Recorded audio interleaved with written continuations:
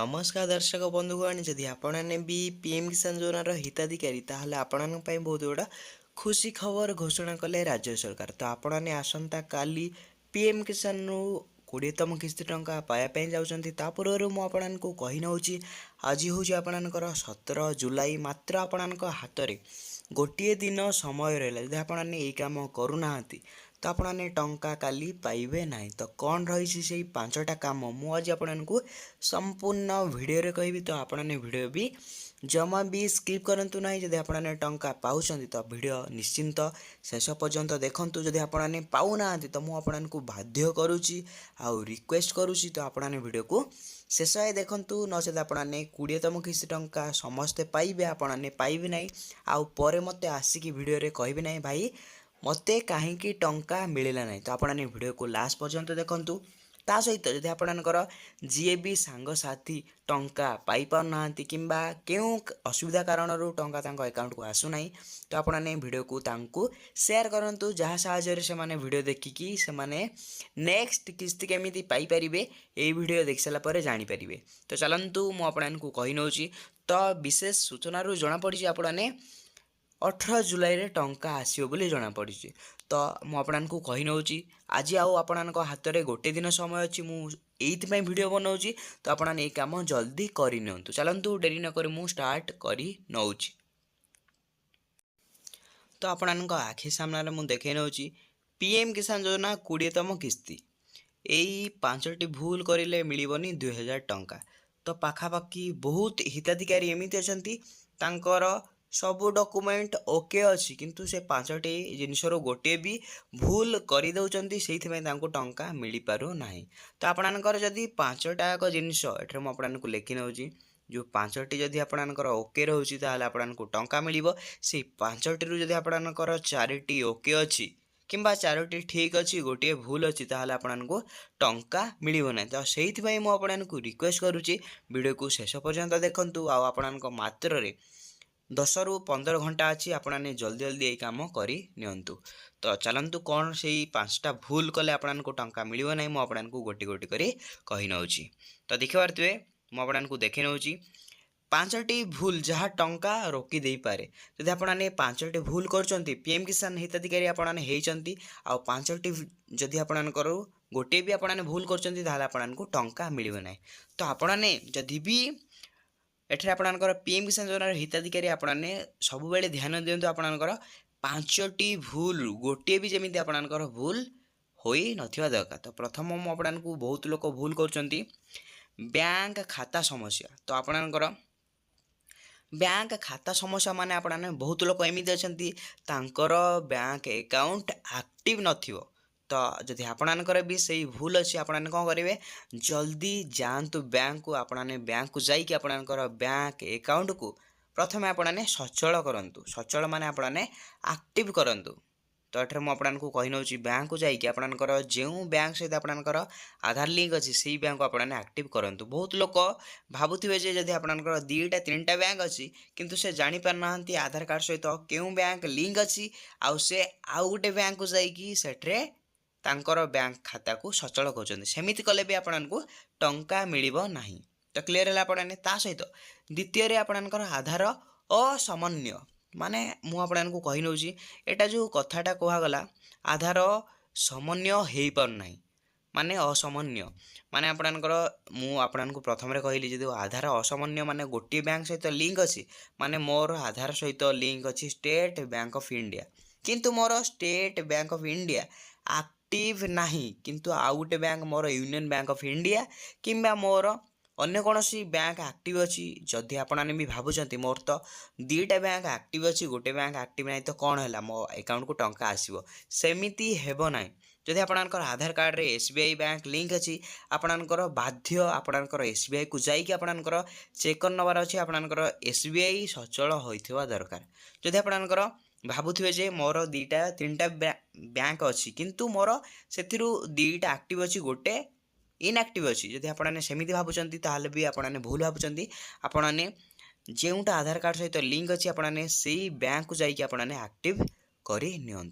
Clear है आपने जदि जार भी यही प्रोब्लेम अच्छे आपने कंप्लीट जल्दी जल्दी करनी।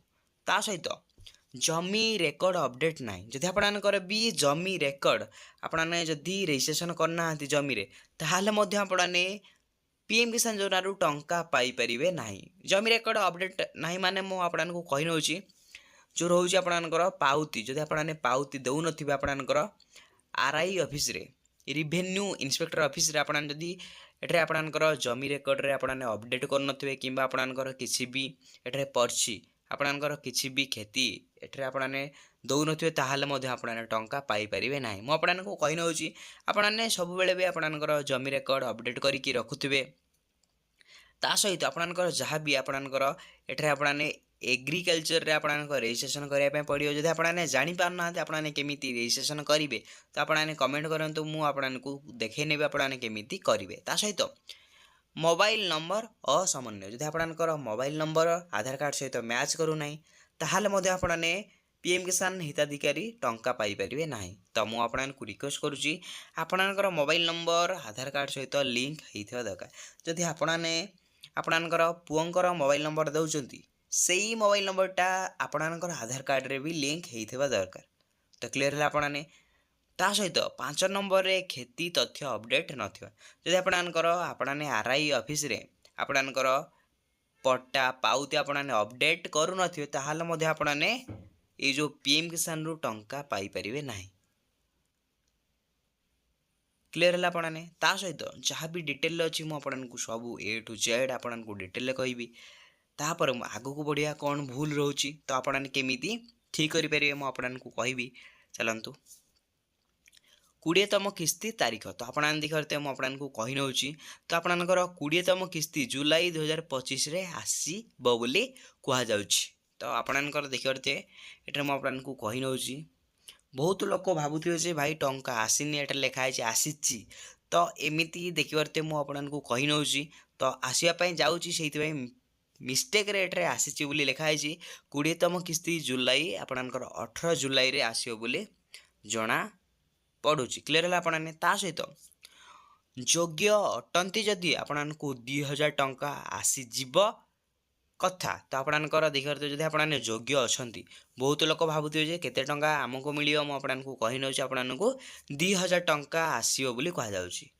ତା ସହିତ ମୁଁ ଆପଣଙ୍କୁ କହିନେଉଛି କ'ଣ କରିବେ ଉପାୟ, ଯଦି ଆପଣଙ୍କର ଟଙ୍କା ଆସୁନାହିଁ ତାହେଲେ ଆପଣମାନେ କ'ଣ କରିବେ, ଉପାୟ କ'ଣ ରହିଛି। ତ ପିଏମ୍ କିଷାନ ପୋର୍ଟାଲ ଆପଣମାନେ ଯାଞ୍ଚ କରନ୍ତୁ। ତ ଆପଣଙ୍କର ସର୍ଭେ କିମ୍ବା ଆପଣଙ୍କ ଷ୍ଟାଟସ୍ କିମ୍ବା ଆପଣଙ୍କ ସ୍ଥିତିକୁ ଆପଣମାନେ ଯାଞ୍ଚ କରନ୍ତୁ। କାହିଁକି ଆପଣଙ୍କୁ ଟଙ୍କା ମିଳୁନାହିଁ, ଆପଣମାନେ ସେଇ ଦେଖିଲା ପରେ ଆପଣମାନେ ଜାଣିପାରିବେ କେଉଁ କାରଣ ପାଇଁ ଆପଣଙ୍କୁ ଟଙ୍କା ମିଳୁନାହିଁ। ତା ସହିତ ତଥ୍ୟ ସଠିକ୍ କି ନାହିଁ ଦେଖନ୍ତୁ। ଆପଣଙ୍କର ଯାହା ବି ଡକୁମେଣ୍ଟରେ ତଥ୍ୟ ଦେଇଛନ୍ତି, ସେଇ ତଥ୍ୟ ଆପଣଙ୍କର ଠିକ୍ ଅଛି କି ନାହିଁ ଆପଣମାନେ ସେଇଟାକୁ ପ୍ରଥମେ ଆପଣମାନେ ଚେକ୍ କରନ୍ତୁ। ତାପରେ ଆପଣଙ୍କର ବ୍ୟାଙ୍କ ପାସବୁକ୍ ଯାଞ୍ଚ କରନ୍ତୁ। ତ ଆପଣଙ୍କର ଟଙ୍କା ନ ଆସିବାର କାରଣ, ଯଦି ଆପଣଙ୍କର ବ୍ୟାଙ୍କ ଆକାଉଣ୍ଟ ଭୁଲ ଥିବ କିମ୍ବା ଆପଣଙ୍କର ବ୍ୟାଙ୍କରେ ଆଧାର ଲିଙ୍କ ନଥିବ କିମ୍ବା ଆପଣଙ୍କର ବ୍ୟାଙ୍କରେ ମୋବାଇଲ ନମ୍ବର ସହିତ କୌଣସି ଆଧାର କାର୍ଡ଼ ସହିତ କୌଣସି ଯଦି ଲିଙ୍କ ନ ହୋଇଥିବ ମଧ୍ୟ ଆପଣଙ୍କୁ ଟଙ୍କା ମିଳିବ ନାହିଁ। ତ ଆପଣମାନେ ପ୍ରଥମେ ଦେଖିନିଅନ୍ତୁ। ଯଦି ଆପଣଙ୍କର ଏହି 3ଟା କଲା ପରେ ବି ଟଙ୍କା ଆସୁନାହିଁ, ତାହେଲେ ଆପଣମାନେ କ'ଣ କରିବେ, ହେଲ୍ପଲାଇନ୍କୁ ସମ୍ପର୍କ କରିବା ପାଇଁ କୁହାଯାଉଛି। ତ ଆପଣଙ୍କର ଯେଉଁ ରହିଛି ପ୍ରଧାନମନ୍ତ୍ରୀ ଆପଣଙ୍କର ଯେଉଁ ହେଲ୍ପଲାଇନ୍ ନମ୍ବର ରହିଛି, ତ ସେଇ ପ୍ରଧାନମନ୍ତ୍ରୀ କିଷାନ ସମ୍ମାନ ନିଧି ଯୋଜନା ୱେବସାଇଟ୍ରେ ଆପଣଙ୍କୁ ଦେଖିବା ପାଇଁ ମିଳିଯିବ। ତ ଆପଣମାନେ ସେଇ ହେଲ୍ପଲାଇନ୍ ନମ୍ବରରେ କଲ୍ କରିକି ମଧ୍ୟ ଆପଣମାନେ ଯାଞ୍ଚ କରିପାରିବେ ବୋଲି କୁହାଯାଉଛି। ତାପରେ ଆପଣଙ୍କର ନେକ୍ସଟ ଷ୍ଟେପ୍ କ'ଣ ରହୁଛି ମୁଁ ଆପଣଙ୍କୁ କହିନେଉଛି। ସହଯୋଗ ଓ ସମ୍ପର୍କ, ଆପଣମାନେ କେମିତି ସହଯୋଗ କରିବେ, ସମ୍ପର୍କ କରିବେ। ତ ମୁଁ ଆପଣଙ୍କୁ କହିନେଉଛି। ଏଠାରେ ଆପଣମାନେ ଦେଖିପାରୁଥିବେ ପିଏମ୍ କିଷାନ ହେଲ୍ପଲାଇନ୍, ଏଠାରେ ଆପଣଙ୍କର ହେଲ୍ପଲାଇନ୍ ନମ୍ବର ମୁଁ ଆପଣଙ୍କୁ ଦେଇଦେଉଛି। ଆପଣମାନେ ଏଇ ହେଲ୍ପଲାଇନ୍ ନମ୍ବରରେ କଲ୍ କରିକି ଆପଣଙ୍କର ସ୍ଥିତି ଜାଣିପାରିବେ। ଆପଣଙ୍କୁ କାହିଁକି ଟଙ୍କା ମିଳୁନି, ଆପଣମାନେ ମଧ୍ୟ ସହଯୋଗ କିମ୍ବା ଯୋଗାଯୋଗ କରିକି ଆପଣମାନେ ତାଙ୍କଠାରୁ ଆପଣଙ୍କର ସବୁ ଇନଫର୍ମେସନ୍ ଆଣିପାରିବେ। ଯଦି ଆପଣଙ୍କର କିଛି ବି ଡାଉଟ୍ ଅଛି, ଆପଣଙ୍କର ନିକଟତମ CSC ସେଣ୍ଟର କିମ୍ବା ଜନସେବା କେନ୍ଦ୍ର କିମ୍ବା ମୋ ସେବା କେନ୍ଦ୍ରକୁ ଯାଇକି ଆପଣମାନେ ଯୋଗାଯୋଗ କରିପାରିବେ। କ୍ଲିୟର ହେଲା ଆପଣମାନେ। ତା ସହିତ ସରକାରୀ ୱେବସାଇଟ୍, ତ କ'ଣ ୱେବସାଇଟ୍ ରହିଛି, ତ www.pmkisan.gov.in ରେ ଆସିକି ଆପଣଙ୍କର ସବୁ ଷ୍ଟାଟସ୍ ଆପଣମାନେ ଚେକ୍ କରିପାରିବେ। ତ କ୍ଲିୟର ହେଲେ ମୁଁ ଆପଣଙ୍କୁ ଡିଟେଲରେ ସବୁ କିଛି କହିନେଲି।